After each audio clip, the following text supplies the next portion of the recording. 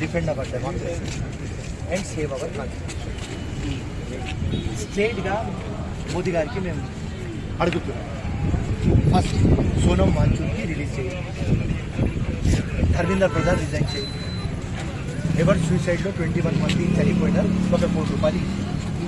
Rahul Gandhi clear cut అంటున్నాం, political consensus తీసుకోవద్దాం, అందరు stake హోల్డర్స్కి కూర్చోపెట్టండి, పరిష్కారం తీసుకోవద్దాం, నెక్స్ట్ టైం పేపర్ లీక్లు కావద్దు.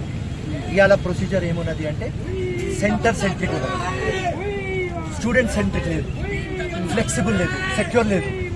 అండ్ ఎగ్జామినేషన్స్ గవర్నమెంట్కి లింక్ కావద్దు, కూర్చుందాం, మాట్లాడతాం, ఇంతనే. కానీ బీజేపీ డిక్టేటర్స్ వాళ్ళు ఒప్పుకోరు.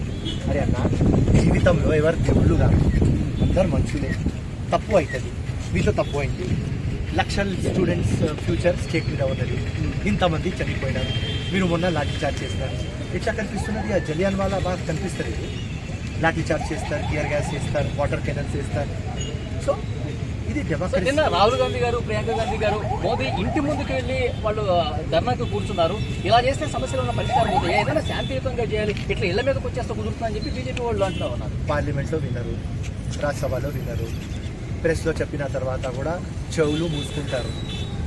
ఇక్కడ చెప్పాలి, స్టూడెంట్స్ అక్కడ జంతర్ మంతర్ నుంచి అంత మ్యాసివ్ ర్యాలీ తీసుకొని పార్లమెంట్ వచ్చినారు.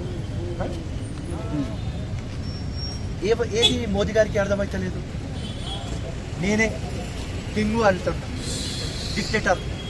సో ఈ స్టూడెంట్స్ తక్లీఫ్ చూసుకొని, వీళ్ళ మీద ఉన్నది పరేషాని చూసుకొని మా రాహుల్ గాంధీ గారు మోదీ దగ్గర పోయినారు, ఆయనకు డిటైన్ చేస్తారు, ఓకే, నో ప్రాబ్లం.